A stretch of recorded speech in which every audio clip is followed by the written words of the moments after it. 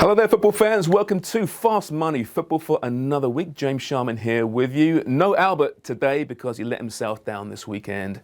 He's on the naughty step, costing me money. All right, it's a big weekend coming up. The seasons are winding down. We've got Champions League semi-finals.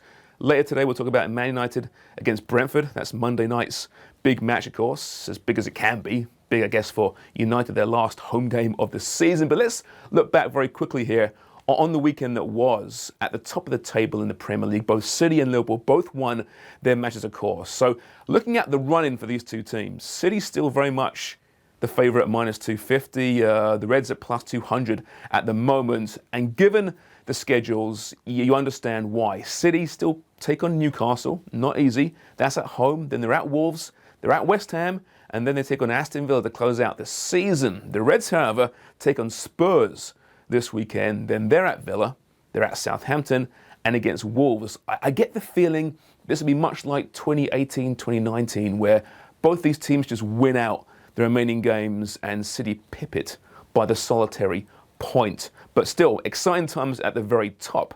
Even more exciting times, I think, at the bottom. Everton and Burnley, they won this weekend. I mean, we talk about Sean Dyche and being fired by Burnley and what a mistake that was. Well, the fact of the matter is, Sean Dyche being fired might be the making of Burnley under Michael Jackson.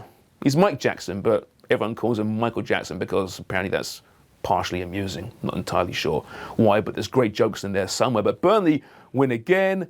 Everton beat Chelsea and show that real killer instinct and passion and tenacity that's been missing all year long. And here we are now, Leeds being drawn back in, having lost to Chelsea this weekend. By the way, Albert, that's one of his calls, thought that they do really well against City, and 4-0.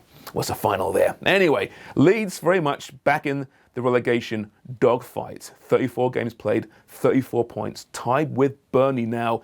Everton, they're sitting 2 points back, but have that all-important game in hand against Watford next week, midweek. So that game is going to be crucial. They win that, and then they match Burnley and Leeds, they're just fine. But right now, the Toffees at plus 175 to go down. Burnley at plus 225, Leeds plus 125. But looking at their schedules, Leeds have a much tougher run-in. So it could be that the Jesse Marsch experiment doesn't quite work out. But given the injuries and given what's happened so far this season, you can't really blame the American. But still, Frank Lampard and Everton very happy about their current form.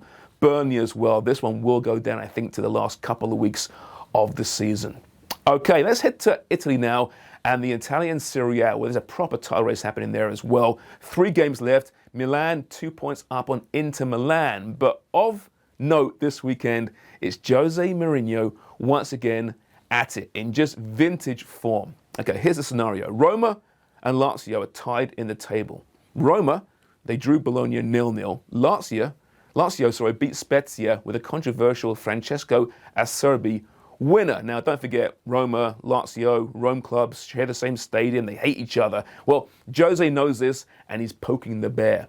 He says, post-match, another thing that never changes is that 22 years ago, you could win a match with a goal that is offside, and you can still do it today. Yesterday, a team won a match with a goal that was offside, referring to Lazio. So he's basically referring to a match he wasn't even involved in and whining and complaining. So Lazio respond on Monday with a statement of their own saying, mind your own business, Jose, essentially. Don't worry about us.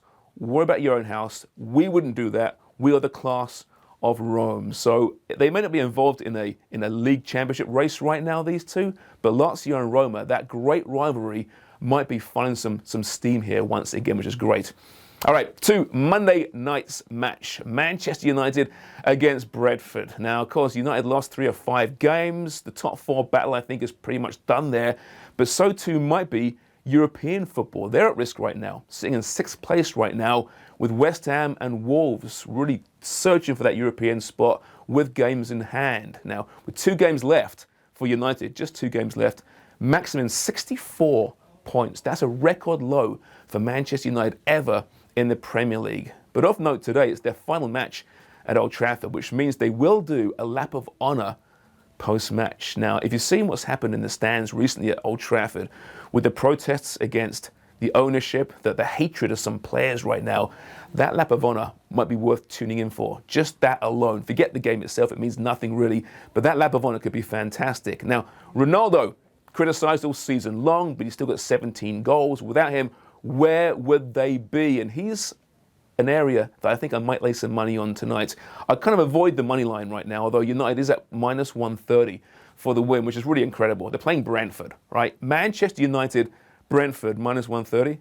It's just crazy, but I do expect goals in this one. Brentford's in fine form, and United, you'd think in the final home match, want to somehow appease the fans and make that lap of honor less painful. So I expect lots of goals in this one.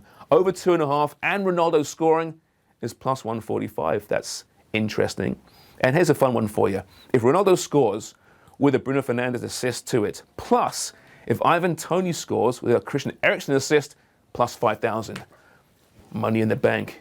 Guarantee it? No, never guarantee it, of course, but why not put some money down on that? You never know what might happen. There'll be goals, and those guys are always involved in their team's respective goals. All right, guys, out of time. I'll see you tomorrow.